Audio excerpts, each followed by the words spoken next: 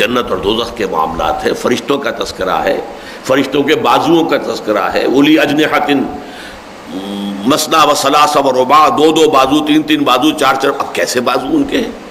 اللہ تعالیٰ کے لیے مختلف اعضاء کا ذکر آ جاتا ہے، اللہ کا ہاتھ ید اللہ ہے، ید اللہ فوق ایدیہم، یا اللہ کا چہرہ یریدون وجہہ، یا اللہ کا نفس یحذرکم اللہ نفسہ۔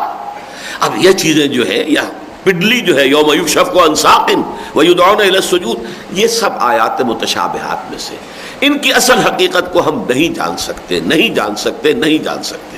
ان کی کھود کنید میں پڑیں گے تو فتنے میں مبتلا ہو جائیں گے۔ جو چیز کے در حقیقت یہ کہ ایک کہاوت ہے فارسی زبان میں، معلوم شد کہ ہیچ معلوم نہ شد، مجھے معلوم ہو گیا کہ مجھے کچھ معلوم نہیں ہے۔ واقعہ یہ کہ یہ علم کا کمال ہے کہ ایک آدمی سمجھ لے اپنے علم کی حدود کو کہ میرا علم یہاں تک، اس سے آگے نہیں، اس سے آگے نہ بڑھے، اس سے آگے بڑھے گا ٹھوکر کھائے گا۔ اسی طریقے سے یہ کہ آپ کو معلوم ہے یہاں تک تو بات بھی سمجھ میں آ سکتی ہے، آگے جو ہے یہ دائرہ ماورا کا ہے۔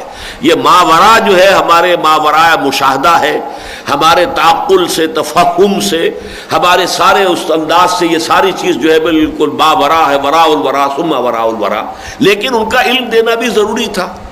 جنت کا کچھ نہ کچھ نقشہ تو آپ کو دکھاتے تاکہ آپ کے اندر اس کا لالچ پیدا ہو، اس کی آرزو دل میں جو ہے، آرزو امنگ جو ہے وہ جڑ پکڑ لے۔ جہنم کا کوئی نقشہ تو دکھائے نا جس سے کہ خوف آئے اور جس سے بچنے کی انسان کوشش کرے۔ اس حوالے سے اس عالم کی خبریں دینا بھی ضروری ہے، لیکن ان کی صحیح تفہیم تمہارے لیے ممکن ہی نہیں ہے، اس لیے کہ تمہارے لیے تو ایک نادیدہ عالم ہے، ان سین ورلڈ ہے، غیب ہے۔ تم نے کبھی دیکھا نہ سنا تو کیسے تصور کرو گے اس کی کس حقیقت کو کیسے سمجھو گے؟ یہ تمہارے لیے آؤٹ آف باؤنڈس ہے۔ لہذا ان آیات کو کہا گیا ہے کہ یہ آیات متشابہات ہیں۔ قبر میں کیا ہوتا ہے، کیسے فرشتے آتے ہیں، کیسے جو ہے کھڑکی کھول دی جاتی ہے یا جنت کی طرف سے یا دوزخ کی طرف، یہ ہماری سمجھ میں آنے والی باتیں نہیں ہیں۔ کہ ایک تو عالم غیب جو ہے اس سے متعلق جملہ امور یہ آیات متشابہات میں شمار ہوگی۔ نمبر دو، جو سائنٹیفک فنومینا قرآن مجید میں آئے ہیں، جبکہ ابھی انسان کا اپنا سائنس سے علم جو ہے بڑا عہد طفولیت میں تھا، ابتدائی منزلوں میں تھا، تو وہ فنومینا سمجھ میں نہیں آ سکتے تھے۔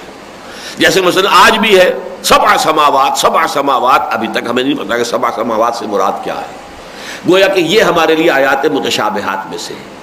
لیکن آج سے بہت پہلے یہ آیت بھی آیت متشابہات میں تھی، ہر شے چل رہی ہے، کل فی فلک یسبحون، ہر شے اپنے اپنے مدار میں تیر رہی ہے۔ اب یہ بات کیسے سمجھ میں آتی؟ زمین تو ساکن ہے، تیر نہیں رہی ہے۔ ہاں سورج تو لگتا ہے تیرتا ہوا چلتا ہے، چاند بھی تیرتا ہوا لگتا ہے، زمین تو ساکن ہے۔ اب یہ بات سمجھ میں نہیں آ سکتی تھی۔ آج ہمیں معلوم ہے کہ واقعتاً اصل حقیقت وہی ہے جو قرآن نے بیان کی تھی 1400 سال قبل۔ سکون محال ہے قدرت کے کارخانے میں، سبات ایک تغیر کو ہے زمانے میں، یہاں کوئی شے جو ہے ساکن تو رہ ہی نہیں سکتی۔ ذرہ ساکن نہیں ہے، نہ خورشید ساکن ہے، وہ بھی چل رہا ہے، وہ اپنے مدار پر بھی چل رہا ہے اور خود روٹیٹ بھی کر رہا ہے، دونوں اس کی گردشیں، جیسے زمین کی دو گردشیں ہیں۔